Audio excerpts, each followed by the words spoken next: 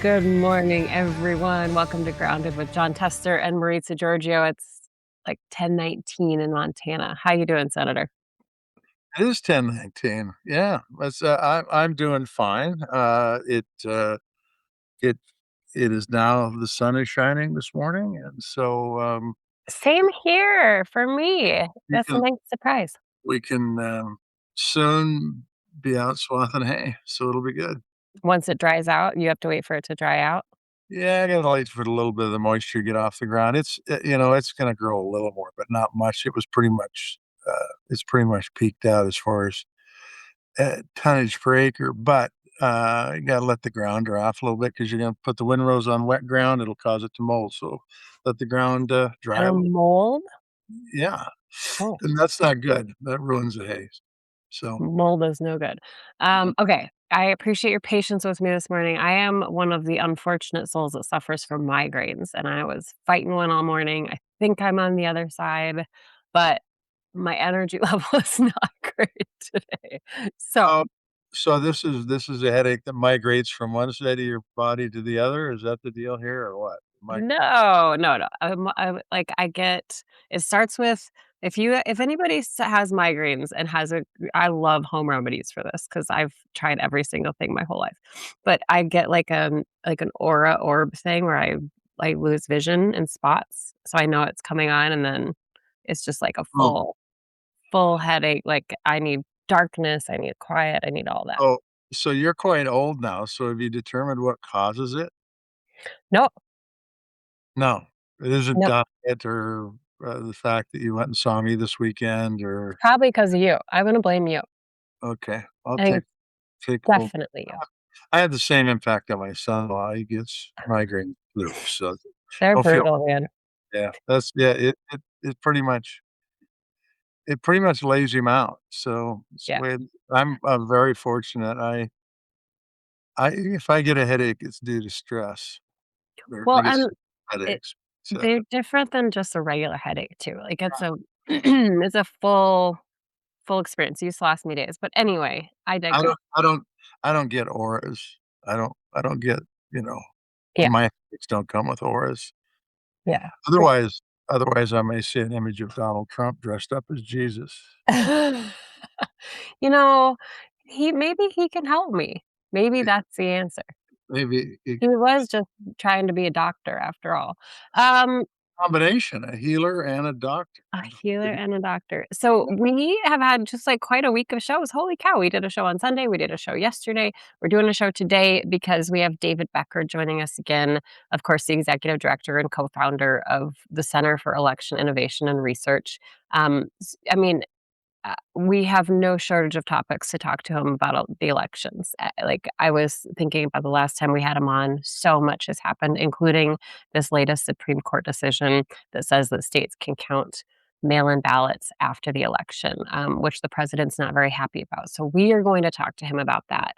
But let's do a few headlines first. Sound good? Sounds good to me. It's I'm good. looking in our comments here. Oh, somebody says I should ice cold pack tied by nylon tightly around my head. Ooh, I'm about to try that. Like a ninja. Yeah. Okay, so we have some big primary upsets to talk about, like big in Colorado. But I do want to start with this. Um, New filings show that the president made at least $2 billion since he took office. I'm looking for here we go. Here's the headline. The last 18 months, in other words. Since his second term, 2 billion with a B, with a B. That includes 1.4 billion dollars from crypto businesses. So he was asked about this morning on the tarmac, and I'll play for you what he said, and we will talk on the other side. The critics say you're profiting off the rent. Well, you know why I'm profiting? Because the stock market's going up. Everybody's profiting. If you have a 401k, how's your 401k done? It's about up 85%. Thank you, President Trump. So we're all profiting. I'm profiting because I have a lot of money and a lot of cash, and I give it to institutions. I don't know if they know what they're doing or not, but they buy a vast array of things. Look, I'm gonna tell you, those institutions don't sell cryptocurrency from the White House, from the White House. So, and by the way, it's up 85%. Really? No, Mine's not. no shit. Yeah. Well, I'm gonna get right on that. Spend some money because I've my $400 that I have in my IRA is now worth, damn near $800. So, Right. What a great piece of news. Was not aware. But Uh, but the truth is, and I can't remember, somebody told me that he's not making any money in the White House. right. Jesus, man, he has turned the White House into a cash register for the Trump family, and everything they do, from the plane that we're gonna talk about in a minute, to cryptocurrency, to betting on the stock market, on Iran, to all sorts of stuff, is, uh is crazy, and it's illegal, by the way. It should not be allowed. Um, this stock trading crap, by the way, that Republicans are opposed to and some Democrats are opposed to, needs to stop for everybody in government, period. It's just crazy. It's Well, crazy. and the About point at the federal level, of course. So go ahead. the point too, I mean, I keep thinking about our conversation with Ben McKenzie about crypto. And you Yeah, think about how much money, I mean, $1.4 billion from crypto. yeah, And, part of the issue here is, like, he's the top guy. yeah.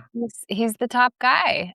So how can You this not be a conflict of interest? Right. You wanna know why this has been done about crypto? You wanna know why in 2008 we had a financial meltdown due to synthetic financial instruments that there was no there there? I still haven't had anybody able to tell me the there that's in cryptocurrency. And they'll say, "Well, the American dollar is the same way. There's no there there." No, they have the right to tax me to back that money up. Right. It's crazy. It's crazy. So, Okay. So, uh, continuing in this vein, the president is taking his first flight on the new Air Force One today. The plane, the 747, gifted by Qatar, worth $400 million. He's taking it to North Dakota today to see the Roosevelt Presidential Library. It opens this week. Not really quite clear what will happen to this airplane once he's out of office, but he says it will go into his presidential library. I still can't believe that this actually came to fruition. It's yeah, remember the stories that came out when Qatar first said they were gonna give the plane to, us, which, by the way, is illegal. Um, they said it was gonna cost way, way more than building a new one to make sure the thing was clean, and, of course, the president doesn't care. I mean, look who he put in for DNI, somebody who's taken, you know, their direction from what kinda guy was he? A religious uh, a religious, well, seer. wait, are you talking about Tulsi? I'm talking about That Tulsi. was like the Hare Krishna Yeah, offshoot, and he's her taken guru. yeah, and taken her direction, and had been for years and years and years, from some religious seer. Let's put it that way, and I'm giving him a benefit of the doubt. We'll call him a guru. I like guru better. So so, so he doesn't really care if information gets out or not, and I don't know if they did the scan on this machine. I'm sure that there were good people working on it, to get the scan to make sure if there's any bugs in it, they're out, but it seems to me this is a big damn airplane, pretty difficult to do, but, what the hell? It's crazy on so many different levels that, doesn't make any sense in this country from a security standpoint, from a what's he gonna do for Qatar for the plane? I mean, what's gonna be the quid quo pro quo here? Um, and the list goes on and on. But, Yeah, I see it's they probably painted it so it doesn't they say painted it. Yeah, it's red, white, and blue, and no more of that baby blue color, yeah, from the JFK era. Okay, two other quick stories before I see our guest is in the green room. So we do have some really, really big upsets in Colorado's primary election last night. Yeah. Senator Michael Bennet, who was running for governor, lost the race to state AG Phil Weiser. We also saw another Democratic Socialist defeat an incumbent, Malat Kiros, and she unseated incumbent Representative Diana DeGette. I think she's a 15-term incumbent. Seems people are just really not happy with the status quo, Senator. Yeah, it is. Look, I was in Colorado on Friday to help. Bennett is a good friend of mine, and hell, it didn't feel bad at all. In fact, it felt pretty good. I mean, walking down the street, a lot of people come up to him and talk to him and visit with him. But you're right. I do think that incumbents are going to be at incredible risk this year of defeat, and people aren't happy. I think they're unhappy with the administration, and they blame part of the administration on Congress, which they should, because Congress hasn't done a hell of a lot either. And so, you end up going down the road. I will tell you though, for the viewers out there that either know me or don't know me, socialism is fine. It's not communism, but it ain't what I am. I'll just tell you that. A lot of people are mad at you about that. Well, tough shit. Because of that, I've worked 2 and 3 jobs my entire life to make ends meet. I don't expect other people to fund my lifestyle, period. I do expect help from the government to drive down costs for healthcare, but I don't expect it to be free. And a lot of other stuff out there. And so that's fine. I don't know what's going on in the Democratic Party right now with the Democratic Socialist stuff, but it is what it is. We'll work through it. I do think that it's Yeah, I'll push back on you and say I think it's an important point in that, um, remember what Rachel Maddow said. yeah, We had her on our show. yeah. This is a big tent. It has to be the biggest tent possible, right? And Right. so that's going to mean accepting the John Testers and the AOCs in the party. Yeah, yeah. Well, I mean, look, I'm not disagreeing with that. I'm just saying that, I believe in a strong defense, and I believe in business, particularly small business. I believe we need to treat employers better, and we need to reduce the income gap in this country. I think it's a huge problem and will undo us as we're going on. So there's things that I agree with them on. There's no doubt about that. If it is about making the federal government take care of all our needs, I'm not there. And I'm not saying they're saying it is, Yeah. but I ain't there and never will be there. Well, I think it's gonna create for some really interesting, debates moving forward, and certainly the voters have spoken in some states, and we will see what happens. I wanna talk about the Supreme Court decision about campaign finance, but our guest is waiting for us. So Uh, let's first talk well, about the we can do that on the other side. we'll do it on the other side. Let's first talk about the Supreme Court decision about, states being able to count mail-in ballots if after election day, and all kinds of other election questions that we have. And so we are going to welcome back to the show David Becker, our friend. We're so glad to have you back. Of course, the executive director and co-founder of the Center for Election Innovation and Research. Hi, David. How are you? I'm great, Maritza. So great to see you both. Senator, great to see you. Good to see you too, David. Now, I don't know if you saw or heard the beginning of the show, but Maritza's got a migrating headache. I'm on the other side of a migraine. It's not a migrating headache. Oh, and you're going to make me talk about elections while you're dealing with a migraine. That is, I don't know, Yeah, if it's a good idea. and No, it's on the other side now. I would not be able to function if I was deep in it. So we're doing better. but look at it this way, David. Her migraine headache will probably go away when you talk about this, and mine will start. Okay. That's I right. hope not. I'm actually, I hope I take the edge off a little bit because I think overall it's good news Oh, despite good. unprecedented challenges that voters and in particular election officials all over the country are facing. So hopefully we'll ease some concerns today. Okay, so right off the top, I do wanna say we have some people live with us, both on YouTube and Substack. I have so many people coming up all the time asking questions about this election. So if you have a question, um, you're confused about something and you're live with us, go ahead and put it in the chat and we'll see what we can do. So, David, let's just start with the Supreme Court ruling on mail in ballots, ruling that states can count ballots that arrive after Election Day. It was a 5-4 decision. What do we need to know? What's your big takeaway? The first thing that everyone should know is that the result is nothing has changed. Your mail voting is going to be the same as it was today and this year and for the years in the future as it was before this decision. So nothing has changed. What was at issue in this case is that the state of Mississippi, like 13 other states, allow any voter to return their ballot by mail. And if it arrives after Election Day, after they've already voted it and sealed it up and given it to the post office, if the post office delivers it after Election Day, they will count it as long as it's within the time frame that they've set. Some states it's 1 day, some states it's 5 days, some states it's a little more. Mississippi was 5 days. And the RNC sued Mississippi over this law. Now, you might ask, why did the RNC sue Mississippi over this law?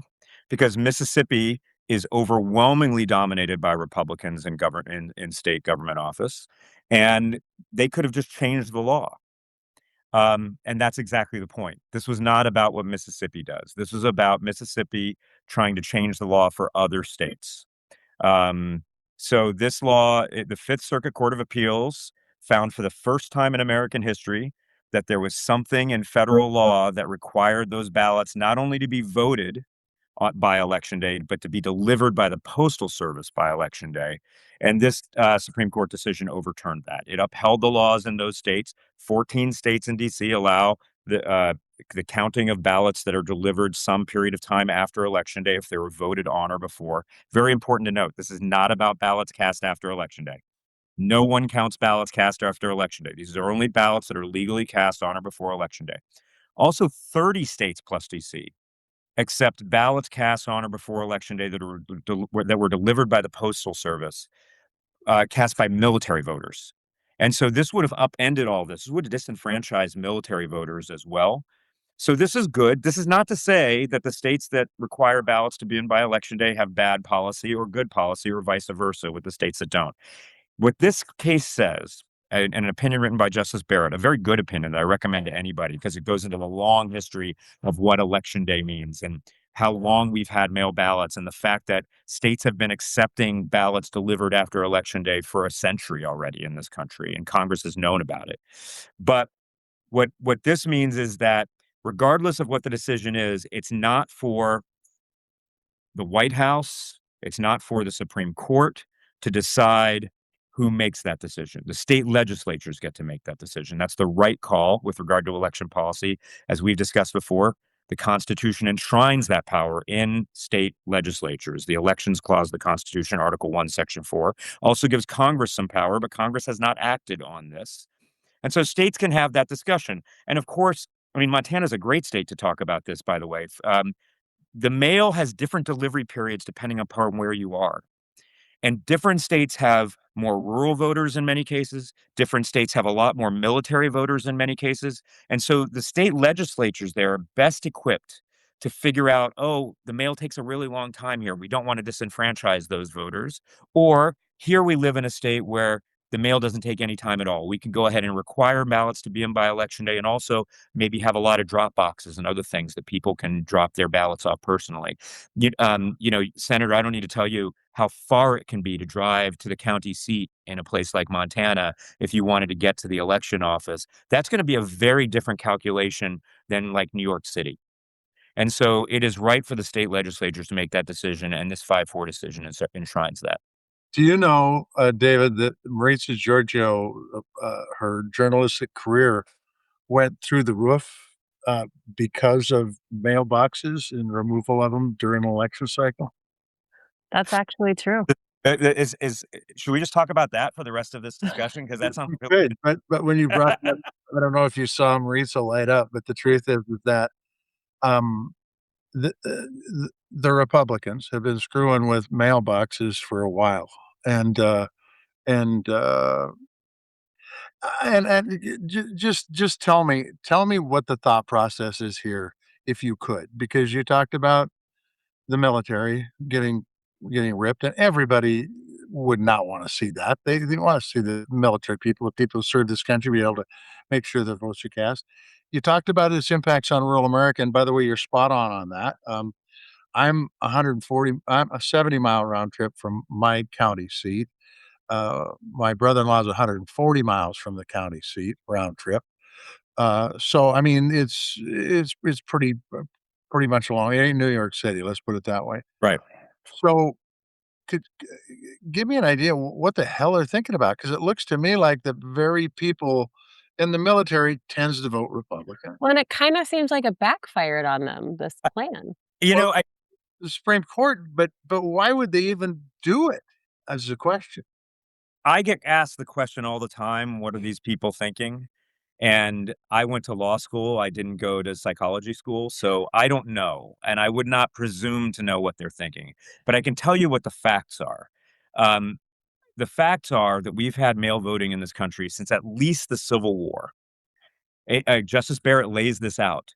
We've had election day for all federal office laid out in 3 different federal statutes, most of them in the 19th century, that set the first Tuesday after the first Monday in November as election day. And throughout the 20th century and into this century, there have been states that have accepted ballots that were legally cast on or before election day that were received, delivered by the Postal Service some number of days after. We did this extensively during World War II for very good reasons, and states have continued it. And it's not just blue states, states like Texas and Mississippi and Alaska. So we've all had this. We also know that the spread of mail voting, which occurred really over the last 3 or 4 decades, was largely driven by Republican states for exactly what you mentioned, Senator. They realized that a lot of their voters were more rural voters, property owning voters, people who relied upon the mail more, maybe older voters.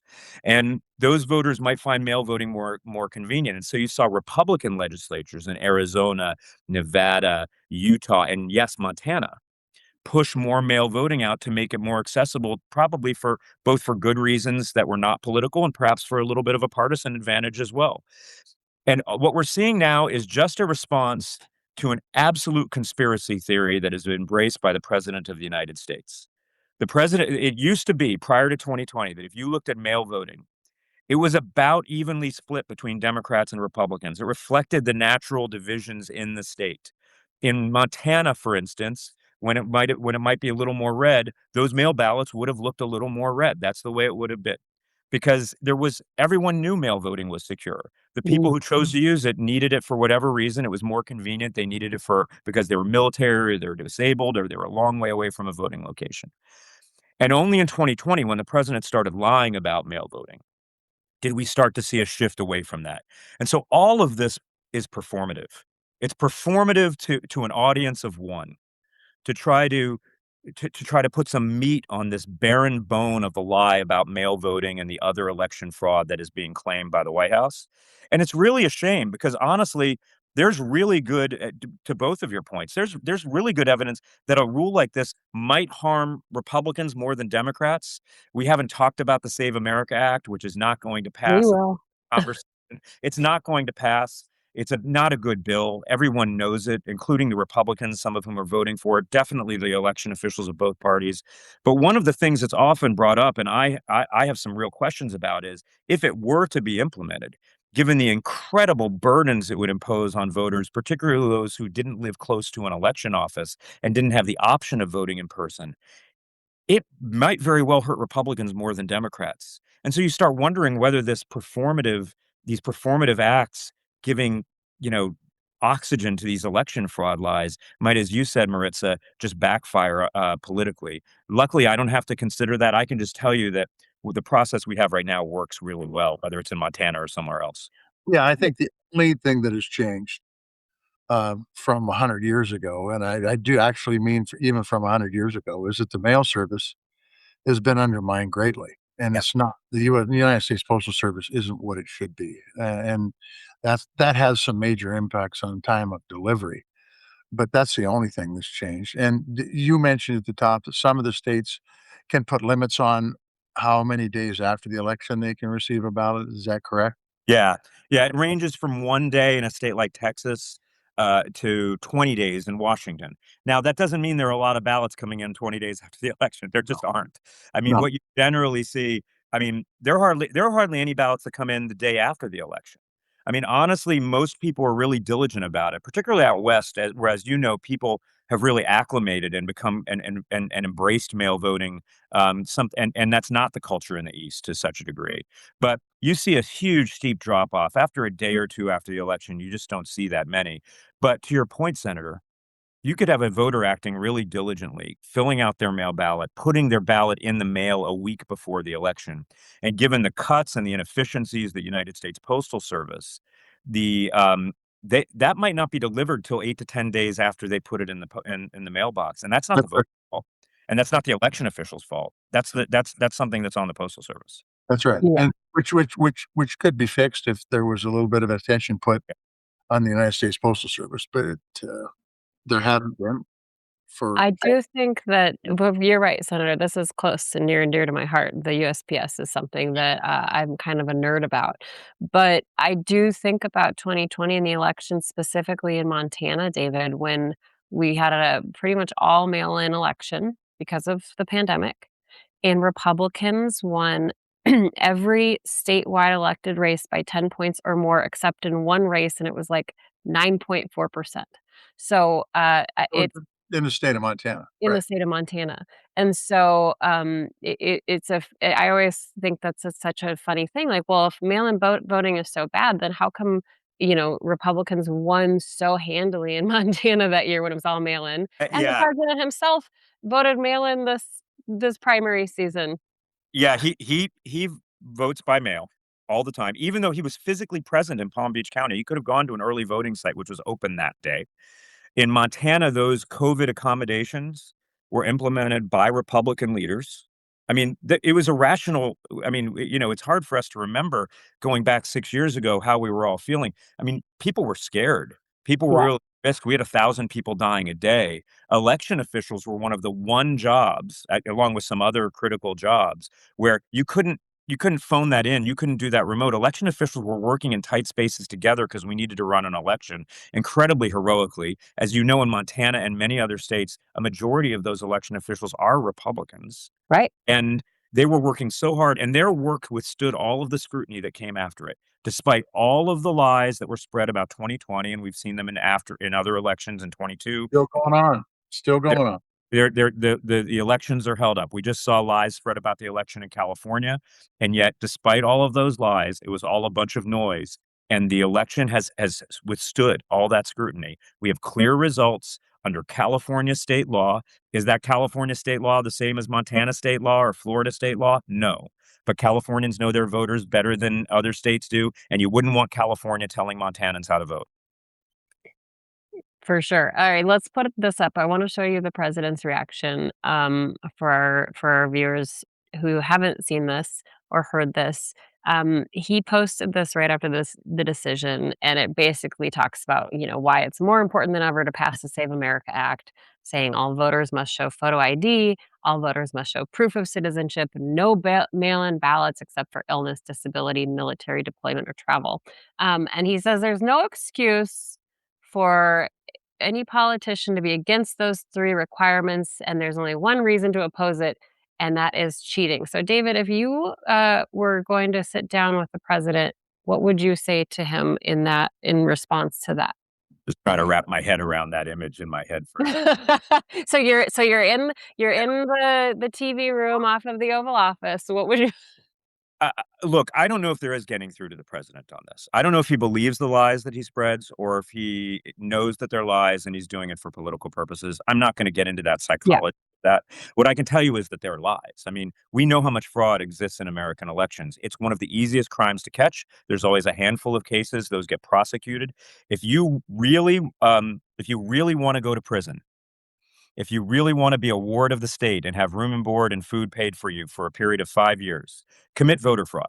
You will get caught. You will get prosecuted. You will go to jail. It is one of the easiest crimes to commit. We know how much there is. And in fact, the Trump administration knows how much there is. They had a fraud commission in 2017. Look at how much voter fraud there was. Do you know how many cases they found after a year and a half of looking? Zero. The number is actually more than zero, maybe in the single digits or double digits, but they found zero.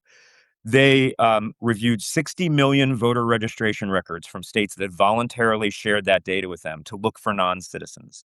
99.97% of those people were documented citizens according to the incomplete data the DHS has. And most of those 0.03% that were couldn't be confirmed were also citizens, also, as the states later found.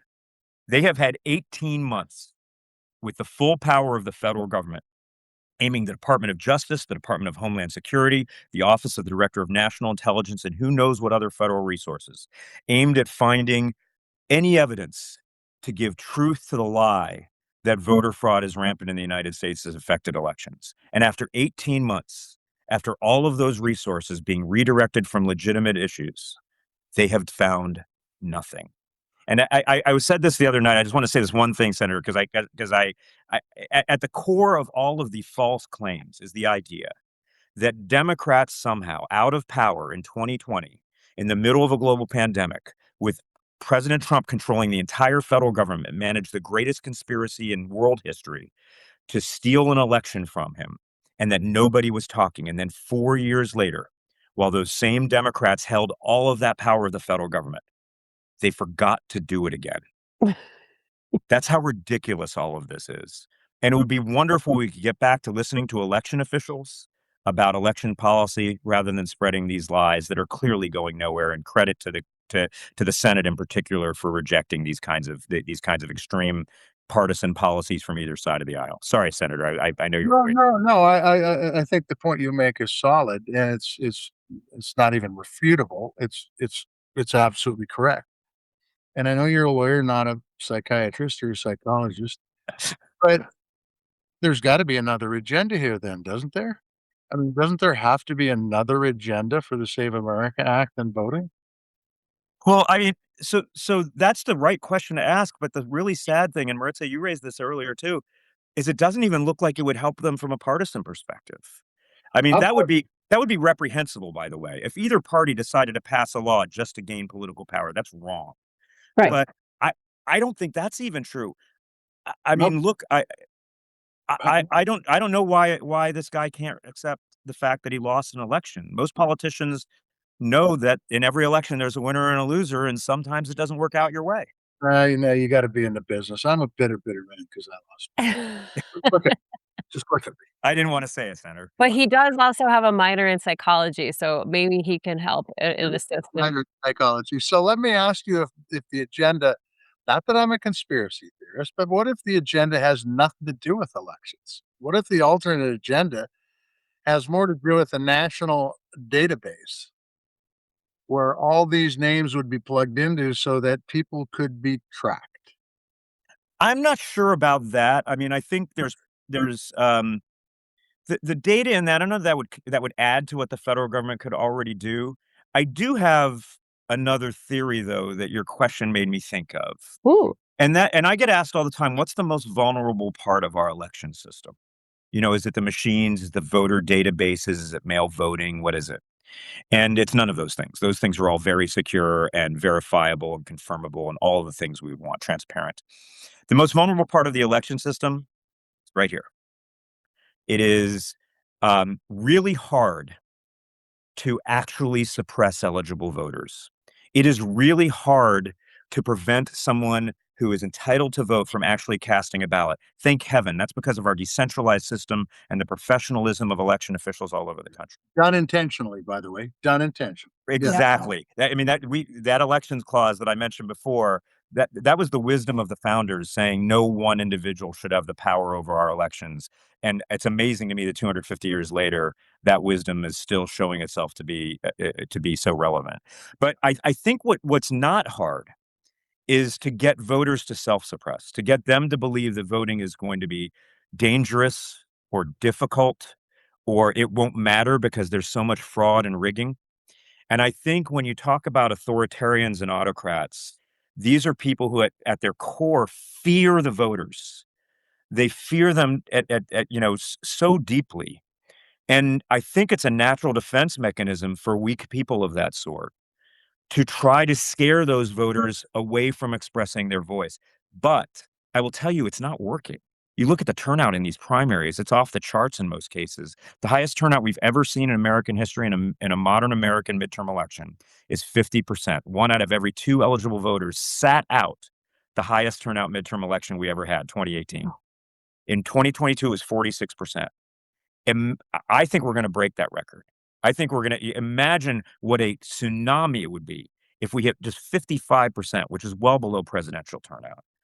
And imagine the message it will send to those who are scared of the voters, regardless of what party or ideology they embrace. So let me ask you from this perspective then, going back to the voting. If they had everybody's registration in a national database, which by the way doesn't sell very good in a state like Montana, when they were doing real ID, that was not a big thing, because if it's in a national database, it can be subject to people getting in there and screwing around. But you've got all the registered voters in a national database, and I'm one of those registered voters, and they go, well, Tester's liable to vote a certain way when he gets to the voting booth. Is it possible for people at the federal level just to kick those people out arbitrarily? So the answer is no, it is not possible. Look, Congress probably could establish a national voter database if it wanted to, but they never have. Isn't that what Trump's trying to do here, though? Well, Trump is trying to do it, but he doesn't have congressional authorization to Right. do it, which is really important here, right? But is it though? Because he tore down the east wing of the White House. He invaded Iran. So I mean, I don't know what he thinks in his come mind. on, Garrett. But Senator, you're on the Montana voter list, and that is run in Montana by the Republican Secretary of State of Montana. And it is also managed by all the county election officials. That database is not connected to any federal database. It is separate. Now, can the federal government try to find people on a national list and say to the states, you should remove these people from the list? They can, but they're going to be severely limited in their ability to do that thanks to things like the National Voter Registration Act and state laws. And I think states are going to push back on that pretty severely. Okay. But if the Save America Act was passed, wouldn't those names be in a national database? So it's not going to pass. Second, I don't know that there's a national data. What the Save America Act includes, and by the way, this is all very fluid because you now see Republican members of Congress trying to add portions of it. So we don't know what this bill will actually look like if it ever actually got through, which it won't. But in fact, you saw Republican members of Congress rebel against adding it to the NDAA just yesterday, which is positive. Some of them did it because it wasn't strong enough. But if the current version of the Save America Act would require states to send their data to the federal government for analysis on non-citizenship, but I don't think there's a part of it that actively authorizes the federal government to take over voter registration responsibilities for the states. And I don't think that would come close to passing, but it's not going to pass. Look, but to your point, I just want to say, you're right. The federal government wants to do this. This administration wants to do this. They want to be able to tell the states who should be on your voter list, whether we like them or not. They also want to, in the most recent executive order the president issued that was just last week blocked by a federal court, he wanted to tell states who they could send mail ballots to. He wanted to require states to send their list of mail ballot recipients to the Postal Service, that incredibly challenged, running on a deficit Postal Service that is already unable to fulfill its core functions, and have them compare those lists to the DHS national voter list and refuse to send mail to those that DHS didn't bless. The Postal Service shouldn't be able to, the president shouldn't be able to tell the Postal Service who to deliver mail to. I think we could all agree on that. And for those who happen to agree with this particular president on some of his policies, you should ask whether you'd want a president to have that power if it's a president of a different party sitting in that office. That's 100% correct. Okay, quick timeout. David, we promised you a time limit, but we're going over. Are you okay, or do you need to leave? I love talking to you guys so much. This is my favorite podcast to do. So you guys have as much time as you want within reason. Okay, so I have a few more questions, but if you need to leave, you just say, hey, I love you guys, but I gotta go. I will. Okay. So I think you should, Maritza, I think you should ask a few more of these questions that you've got because I've occupied too much time. So rip. not at all. You bring up some good points, right? That the states control it, and we've seen the president now, this administration lose, I think 11 straight losses in the court, with the DOJ trying to get states to turn over their voter registration list, their voter information to the federal government. So they've lost 11 times in these states that have challenged this, but states like Montana turned over those Yeah. lists and that information. I think that's what's really concerning to some people is that, yeah, there are some states that say absolutely not, and some states that say, here you go. You're exactly right. There are a handful of states like Montana that just handed over sensitive voter data that is protected under their state laws to a federal government with virtually no protections. That handed over social security numbers, driver's license numbers, and dates of birth, what I call the holy trinity of identity theft. Anyone gets that data on any of us, they can wreck us financially. And that's the point I was making, David. That's the point I'm making. If that information is in a database and it's a national database, all it takes is one clown from China, Doge. Nigeria, or even within the United States to crack that database, and they've got all this information to steal your identity. I know that is a really good point, and it's not even hypothetical because just in the first nearly 18 months of this administration, there have been multiple data breaches that have been documented. People former Doge employees walking out of the Social Security Administration carrying a hard drive full of millions of American sensitive data and bringing it to a private company where he works later. You recall now Governor Mikey Sherrill in New Jersey, the archives released her unredacted 9-digit Social Security number in response to her opponent's campaign's request. You're never supposed to issue as a part of a Freedom of Information Act an unredacted 9-digit Social Security number. Those are just two examples. There have been dozens of examples of this. It's a super big problem. Even if there's no nefarious intention by the federal government, that they have not shown themselves competent to protect this data. And states and I will tell you, Alaska, which actually, I don't know if you'd agree with this, but I've spent a lot of time in Alaska and Montana, and I feel like those states have a common kind of libertarian culture about privacy and independence, and it often creates strange bedfellows politically and other things like that I find really interesting. And Alaska is a state that also handed that all over to them. And I will tell you, I testified before the Alaska legislature, and I expected that maybe the Republicans were going to be a little more defensive of that, and the Democrats were going to be a little more critical. And everyone unanimously was ripping on the lieutenant governor's office in Alaska, which runs elections, Hmm. for having just handed over this information. That was a bipartisan consensus. But Maritza, if I can talk about this 11 lawsuit losing streak for a Yeah. second.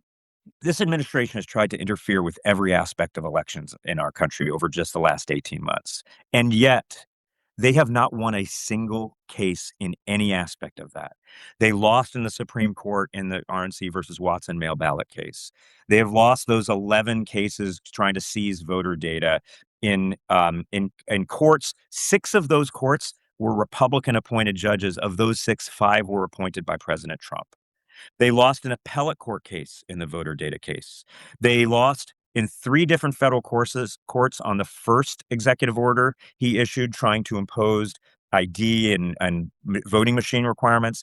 And just last week, he lost on the second executive order that would have required the Postal Service to determine eligibility based on a national voter list created by DHS. They have not won a single case. Every single time the courts have held, that's really good news. They shouldn't have to hold this close. But I mean, I used to work at the Department of Justice a while ago. I used to be a voting section lawyer at the DOJ.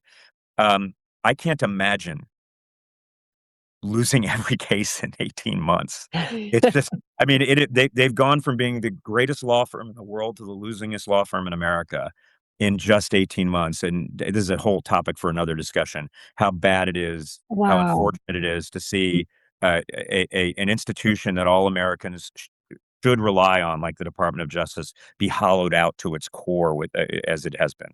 Well, they've also changed their work plan. I mean, now they're not America's lawyers; they're Trump's lawyers, That's right. and that's probably why they've been losing. Well, and it also doesn't attract the best and brightest, right? They chase away the experienced lawyers who've left. That's been well documented, and now they're hiring people who've been sanctioned by courts, who have been fired for malfeasance and being incompetent. Now, that used to be a disqualifier for applying. Don't even bother sending your resume in. Now it's a prerequisite, Yep. and that creates a big problem in the quality of litigation. Okay, Amen. so when we talk about concern, I'm glad you brought up that you worked for the DOJ in this, because I think you'll help answer some of this, because I hear a lot of worry and concern, like we've already talked about the upcoming election, if it's going to be fair. I know you've helped ease some of my own personal concerns, David. Like last time you were on, you talked about, and again today, about why we have a decentralized voting system and why that is really, really important when we talk about the security of our elections. But I want to bring up this piece from last week. So the acting DNI, the acting director of national intelligence, Bill Pulte, installed a GOP election operative as his chief of staff. And Trump himself has said that Pulte is expected to work on election security issues. This has prompted outrage from prominent Democrats saying the DNI should be focused on foreign threats. Of course, we saw former DNI Tulsi Gabbard at the Georgia site when they were auditing election information there. So what is your take on this? Um, I think there are those in the administration that want us all to be scared about what they're doing and want us to be constantly playing a game of whack-a-mole with all of these, like every piece of garbage that they throw against the wall and hope it sticks. But think about where we are. We're 18 months into this administration almost. It's not like Tulsi Gabbard wasn't complicit in looking for this information for that period of time. She was literally inside the Fulton County election warehouse talking to the president on her cell phone during the execution of the warrant. That warrant was executed 5 months ago. Think about how much we've heard about the great discoveries they've claimed. Yeah. I've been following this for a long time. I've been working on elections for about 30 years. Every time one of these conspiracy theorists say, "Don't worry, that we've got all of the evidence. It's going to drop tomorrow. You'll see the evidence tomorrow." And then when it doesn't come tomorrow, it's the next day. Like they're like an old preacher telling you when the world is going to end, and then Yeah. it doesn't, coming up with another day. And always immediately after that. But send more money so we can do the work. Right? That's the thing. Whether it's Bill Pulte or Tulsi Gabbard or Todd Blanche or any one of the others, and there's a diminished group of people who are doing this. It's bad that this is happening, but ultimately, it is really hard to find evidence of a crime that was never committed. I mean, they're claiming there was a murder and the murder victim is standing right next to you, living and breathing and saying, "Hey, I'm sitting here. I'm alive." I mean, there's no election in American history that has been more scrutinized. I'm sorry, in world history, Right. than the 2020 presidential election in the United States. And it has withstood that scrutiny every time. And you've heard me as a broken record about this, but it's thanks to those men and women, public servants at the state and county level, Republicans and Democrats all over the country, who are working to make sure that they facilitate our democracy and give us a voice all the time. It is one of the most noble professions in America. I'm so proud to work with those people. Their work is withstanding scrutiny every single time. There's a good reason for that. Our voter lists are more accurate than ever before. We have more protections than ever before. Every single voter who registers since 2002 has to provide ID when they register to vote. That is a federal law that was passed, the Help America Vote Act. We have paper ballots in every state with the exception of Louisiana. Everyone votes on paper, and all of that paper, every single state has an audit. So even if you don't trust the machines, we don't trust the machines. We shouldn't just blindly trust the machines. We Right. hand count some of those ballots to confirm the machines counted properly, and we know the results. We have legal challenge processes in every state. Our elections are and should be the envy of the world. They're the most complicated elections in any country. It's not even close, and yet we run them so well, so decentralized. So, I say to Bill Pulte and Tulsi Gabbard, bring it on. You can look under every rock, but those rocks have already been turned over. And quite frankly, we should be giving credit to the election officials who've been able to withstand all this scrutiny. I agree. I mean, I agree with what your assessment. I also have a fair amount of faith that this administration, if they can't win in the courts, will just do something. And since Congress is pretty well neutered, they don't do much anyway. Um, they'll do stuff that may not be lawful when it comes to voting. I think they might try. This is what I get here. This is what I hear a lot about. Uh, but ultimately, I think there's a recognition of how impotent they actually are on this issue. By the way, impotence by design. The executive is not supposed to have any power over this. Right on. Right. And again, thanks to the founders. Yeah. But think back to that search warrant we just referred to in Fulton County. That was it was almost exactly 5 months ago that it was executed on the Fulton County warehouse. Since then, how many federal search warrants have there been served on any election official anywhere in the country? Answer is 0.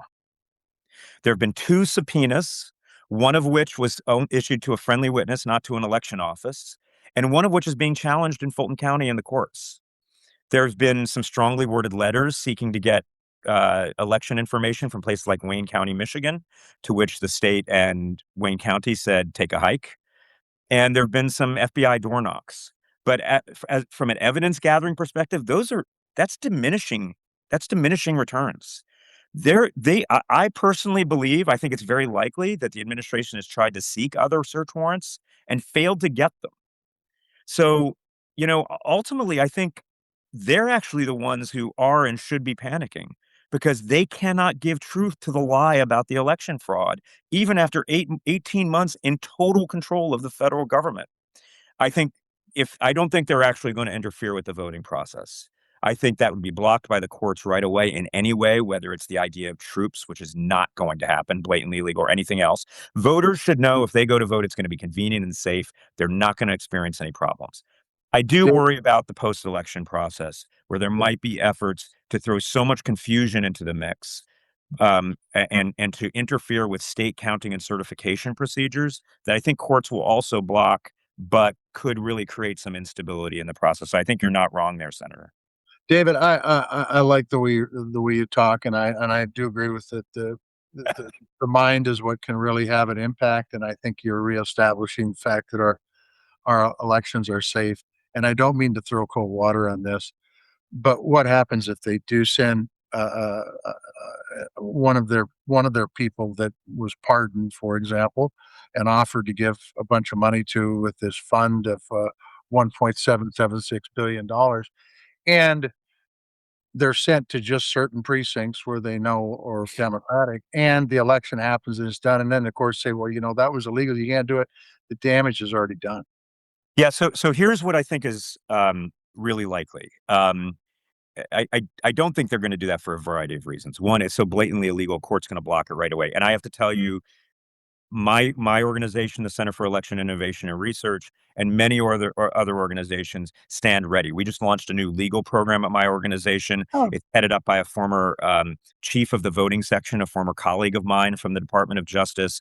We've filed amicus briefs. We just filed an amicus brief. Oh, but the question is how quickly can that happen? So let's take a place like Browning, Montana, Native Indian reservation. Yeah. And you've got a polling place there, and they send in the National Guard from God knows where, from some other state. How quickly can they be removed, and will it take more than a couple of hours? Because every hour that goes by that person's standing there with a gun strapped around their shoulder, voters are gonna go, "This ain't worth it." I mean, I think that's I get this question a lot, and it's a very valid question. The answer is pretty quickly, but depending upon where it is, Browning might be a little farther than, say, Phoenix, right? I mean, but there are government lawyers at the state and county level who I work with all the time and others work with, and there's active discussion about some of this. There are nonprofit lawyers like my organization who stand ready. We have papers already drafted. Most states have had papers already drafted. They're ready to go. This is not perfect. It's not good to be in such a reactive mode waiting for these. But the other thing that really protects us in many ways is the vast availability of mail and early voting. I can't stress this enough as a security factor. 47 states offer early in-person voting of some sort. About 3/4 of the state offer mail voting without an excuse. It is very rare that people have to vote on election day during a 12-hour period of time. Most voters have multiple choices. And so the American voter is a moving target. And not only that, for this to have the most, if you were thinking from bad faith actors' perspective, for this to have the most impact, you'd want to do this on election day because that's when it would be most likely covered. It would cause the most chaos. It would be hardest to actually mitigate before the close of the polls. But because of the lies that the president has spread over the last 6+ years, this didn't used to be the case. But right now, election day is disproportionately Republican voters. Democratic voters are much more likely to vote by mail early in person, again, because of the lies. I wish it weren't this way. I wish we dispersed it as we used to, and this wasn't a partisan issue. But I don't know how you really target the American voter in an effective way. There might be one effort. I would also argue, and I don't know what you guys think about it. I think you might be a better expert on this. If the president were to get so desperate as to try that in a few places, I could see that having the opposite effect. I could see there being a backlash effect. And I could see a lot of American voters who might have been on the fence saying, "Oh, hell no, not in this country," and showing Yeah. up to vote. Like it backfires like the Supreme Court decision. So, but we will let you go. But what I'm hearing from you is that we have the potential to just annihilate records for voter turnout this midterm cycle. So, what is the most effective way? Should we be calling a certain number of our friends who we know don't always vote and say, "Here's what we need to do"? I used to offer pies. I used to say, "Here, I'll make you whatever pie of your choice to go vote." What do we need to do to get voter turnout breaking records this year? I'm so glad you asked this question. So, when you talk to people out there, and I'm sure you guys are reacting to this too, and you're seeing the questions, I feel a lot of darkness. I feel a lot of almost despair and worry. And we forget it's our 250th year, and elections are a celebration of this enduring experiment. I mean, I think about the Black voters who go to church on Sundays and then vote in Souls to the Polls in a lot of southern states. In the 1950s and 60s, Souls to the Polls was a way of protecting themselves physically. They needed that for the worried about getting abused or harassed. And in the 2020s, it's a celebration of community, and they do it to be with each other and remember how far they've come. And it's true for in so many other contexts, whether you're baking pies and offering, or having a celebration. So yes, this is my recommendation. I think everyone should commit to recruiting 50 people, friends, family, others from all over the country, not just in your state. And by the way, I would make at least 10 of those 50 people that you don't agree with politically. I mean, Yeah. I would like to overwhelm this system with American participation. Again, just 55%, which would be the low point for presidential election participation over the last 50 years. If we get 55% in a midterm, it blows all expectations out of the water. And all of those who want us to feel scared, who want us to feel darkness and despair, that will be the best response. If we can celebrate and experience the joy of voting, and my 18-year-old son just cast a ballot for the first time this month. I mean, think about that joy. Like this is fantastic. And it is so easy. There are bad faith actors that want us to be in a doom loop and just to wallow in that doom loop and worry what's going to happen next. And here's what I'll tell you will happen next. Every single voter that's listening to this, you're going to vote in convenience and safety. You're going to be satisfied. You're going to have people in your community help facilitate that vote. You're going to have a great experience, regardless of whether you agree with that outcome. You're not going to see troops. You're not going to see ICE. You're not going to be purged from the list. You're not going to be waiting in line for hours. That just doesn't happen to almost any voters in the United States. Go and vote, recruit others to vote. Check your registration on your state website. That's always a good thing to do in advance. Make sure you're registered. But I hope I'm right about this. I am predicting a record high turnout. It could be 51%. It could be 56%. And you're gonna get one of these stickers, that say some states have very cool "I voted" stickers, by the way. I saved this for my primary vote. Okay, but really quickly, because people like a safety net. They like I'm that way. I like to know my safety net. For some reason, I show up to the polls and I see the National Guard or I see agitators. Who do I call? What do I do? So first of all, I mean, call your election officials. Um, I don't care whether they're Republican or Democrats. They're not going to like that. Um, they'll respond. I think the media are really important here. I think the media should know that, but I also don't think the media, and I work so much with the media, I don't think we want to overstate it. Do you remember in 2022 there was an armed individual near a drop box in Maricopa County, Arizona, and the national media covered it. That was literally the only place in the country that happened, and Maricopa had hundreds of other places to drop it off. And so, trying to walk that fine line between saying yes, this happened, but on the other hand, you've got other options. But the single best way to inoculate yourself against any of this is that early voting. Okay. If you show up at a polling place on the first day of early voting and you see something that makes you uncomfortable for whatever reason, come back tomorrow. If you're really worried that you're going to feel uncomfortable voting in person, get a mail ballot. You almost everyone can, and you won't need to worry about that at all. If you get that mail ballot, I really encourage you to drop it off in person at a drop box or election office or voting site, whatever's appropriate in your state. But make yourself a moving target if you're worried about it, and take advantage of those early options. It's only the people that wait till the last minute that are going to be easy to target. And we know from past experience in the most recent elections, because of the lies the president has spread, those people are disproportionately Republican. I wish those voters would choose to vote early like everyone else. I feel better. I feel good. Is your migraine headache gone? Well, yeah, I think we're getting there. We're getting Okay. there. I can't claim to be a cure for David, moderate we got to keep you on for another 3 hours and the headache. Oh boy, oh as, boy. No, as David's the like number of viewers goes steadily down over that time. Well, we wanna just thank you so much, David. I love chatting with you. I love our conversations. I heard, though, you said something that you've spent a lot of time in Montana, and this is the first time hearing of this, and so Yeah, I probably overstated. I spent more time in Alaska, which is a little weird, but I've had a couple of visits to Montana. I was out there. It's out there to ski a couple years Yeah, ago. but that's a problem for me because I want you to call when you're coming out here, like, to Well, let can you us give me know a you're good reason here. to come out? I will come out at a heartbeat. I love Montana. Alright. Montana's wonderful. I want to get in a rental car and drive across that east-west interstate at whatever speed I want to. Daylight.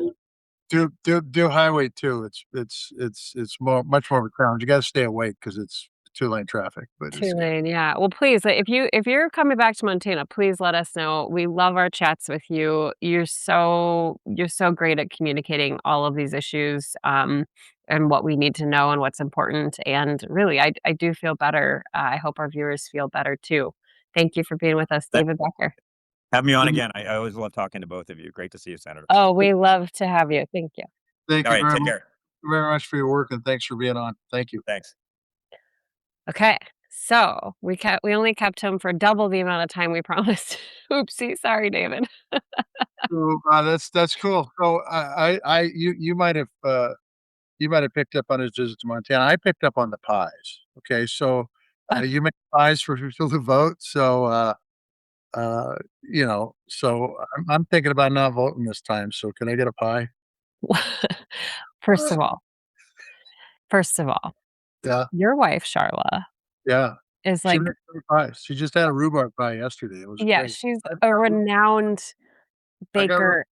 more than one pie. I'm just Uh, telling you. yeah, so but she's like, If I made you a pie, I would bet it would be so subpar compared to what you're used to in You Charlotte's know, kitchen." I'm willing to take a chance and make that analysis. I am a tester, and I can determine which Tester, one. tester. Exactly. I can determine which one is Okay, better, or what kind of pie do you want? Huckleberry? what's your yeah. That's fine. My specialty well, I make this, like, mile high apple pie, and it's, like, huge. It weighs, I don't know, like 10 pounds. It's crazy. I thought maybe it was because it had marijuana in it or something. No. Oh, well, maybe we can make it a mile high apple pie. That's it. But the other pie that I started making, but it's really more of a Thanksgiving pie, but I make a pumpkin pie that has like a baklava crust. So what's baklava? It's a Oh, Greek baklava is, yeah, that's that sweet stuff. It's a Greek dessert with phyllo dough and honey and walnuts Yeah. and layers, and, it's pretty good to have that as the base, of like a baklava-inspired base with pumpkin pie. I like that one. Well, I'm gonna put the order in for the Mile High Apple Pie. I like Okay. I like the sound of it. It's got, it's kinda almost, almost rhythmic. Not Very American, very American. Okay, we'll do a Mile High apple pie, but I think it's a really great point. Go out, talk to people in your life. We need huge voter turnout. It would be really, really, really great to I like breaking records. I think that's fun. I think we should break the record for midterm voter turnout. George Carlin was right, is one of our viewers right now, and he says, well, he or she, I don't know who. George Carlin was right, says, I was late. What's David's last name and organization? It is David Becker, Executive Director and co-founder of the Center for Election Innovation and Research. He does a lot of great work. He's just such a great subject matter expert on this. Okay, we didn't talk about the Supreme Court decision that came down. I mean, a lot came down in the last few days, but I did want to talk to you specifically about this decision that basically just like chipped away at the last remnant of a remnant of any kind of guardrails around big money in our elections. And the Supreme Court basically said that political parties can donate as much as they want to candidates, and they can spend in coordination with candidates. So, what are your thoughts? Yeah, well, my interpretation of this as a farmer, not a lawyer, is that this just further opens the gate for more and more money, to be funneled in, to develop an environment where people don't wanna go vote, quite frankly. You get inundated in so many different ways in an election season that I think people just get sick of it. In fact, I know people just get sick of it, and I think that's one of the reasons, why people don't vote, quite frankly. They just hell with it. I don't like either side, so hell with these guys, and gals. I mean, I think, more money is not the solution. You'd think the Supreme Court would look at the Citizens United decision and say, "Hey, that wasn't a very good decision," because it was not. Very contrary to our democracy, in my opinion, and really is a threat to our democracy. But the truth is maybe this will allow for people to stand up on both sides of the aisle, by the way, because I think it's against democracy. It's not for Republicans or for Democrats. It's against our country. And hopefully this will cause more people from both sides of the aisle to stand up and say enough is enough. Let's put some caps on this political spending, both on giving and on the amount people can take and candidates can take, and the amount people can give. And I just think it would make a huge difference. And besides that, what we're doing here in Montana to make it so corporations are not people, because they are not. Also, would be nice if they'd do something about that. So, but the bottom line is more money is not the solution. And take that money and use it for something else that would be helpful. Actually help people. Give it to a nonprofit that feeds kids. How about that one? That'd be Hey, I like that. I like that. Yeah, I just was reading we were 1 year out from um, the elimination of USAID, and reading about all of the impacts and all of the kids, frankly, who've suffered around the world because of that decision, and all the kids who suffer continuously here in the United States because not only suffered, Marisa, but suffered and have died. died. Because, and we gave away soft power major league. Marco Rubio knew this. He was a big supporter of USAID when he was a U.S. senator. He should have been pushing back within the administration, but this was Elon Musk's and President Trump's idea of how you save money while they spend $1 billion a day on a war in Iran and build a cathedral on the east wing of the White House. The richest man in the world cutting off funding for help for other people who are less fortunate. I'm listening to I keep talking about this, but I'm listening to Regime Change by Maggie Haberman and Jonathan Swan, and I'm at the part where they're talking about this concept of slashing USAID. It's quite a fascinating discussion. Okay, so did I have anything else? I don't think so. I think that's it. If we hadn't gone so long, I would love to hear what they said about it, but maybe I'll just get the book on tape and listen to it. Well, I did send you the device you need to be able to listen to your phone streaming over your radio and your tractor. I got to get that ordered. I'm going to do that as soon as we get done. Okay, you get that ordered. This is unless there's a big emergency or something happens, this is our last show before the 4th of July, America 250. So I hope everyone stays safe. I hope everyone stays responsible. You know, we're in this moment that's very bizarre and odd and surreal. But, you know, I think that David leaves us on a hopeful note. Like, we can push through this, and we're going to push through this. We have to push through it. I mean, the truth is we have to. We don't have any choice. For those folks that think they can move to Ireland and be away from it, you can't. And if you move to Canada, hell, Trump wants to make them the 51st state, that doesn't do any good. So What about Greece? Can I move to Greece? I don't think Greece would take you, even though you have a Greek ancestry. I think they're going to say, hey, enough is enough. We can't do this. Oh, we can't. We won't. But I hope you have a wonderful 4th. Thank you for everyone out there who makes up this great democracy that we have, and everyone who's still in the fight to keep that democracy. We appreciate every single one of you, and we appreciate every single person in our grounded community. Honestly, it's been such a rewarding experience to do this. And With you, Senator. And I'm sure I speak for all the viewers and listeners that you need to get to feeling better. Okay. I will. I'm already feeling better, but I'm gonna go. I'm guzzling caffeine, and we'll figure it out. We will figure it out. What's your hat? Your hat says Yamaha. Yeah, it's Yamaha makes snowmobiles and motorcycles and jet skis and all that kind of stuff. And instruments. They also make pianos, but I don't think this is the one that makes pianos. Okay. So I wore a Honda hat a while back, so I figured, what. Oh, yeah, you gotta spread the love. Okay, well, we wanna thank everybody. We wanna thank David Becker for joining us. We wanna thank Pearl Jam for letting us use their music. You can find us on Substack, Blue Sky, Instagram, YouTube. You can send us an email at groundedpcast@gmail.com. Hey, don't be silly with fireworks this weekend. Be responsible. You don't wanna look like Senator Tester. You don't wanna be missing fingers.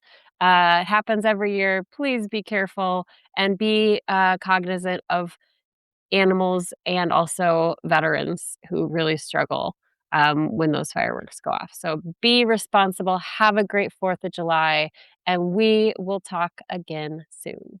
Happy birthday, America. Tally ho.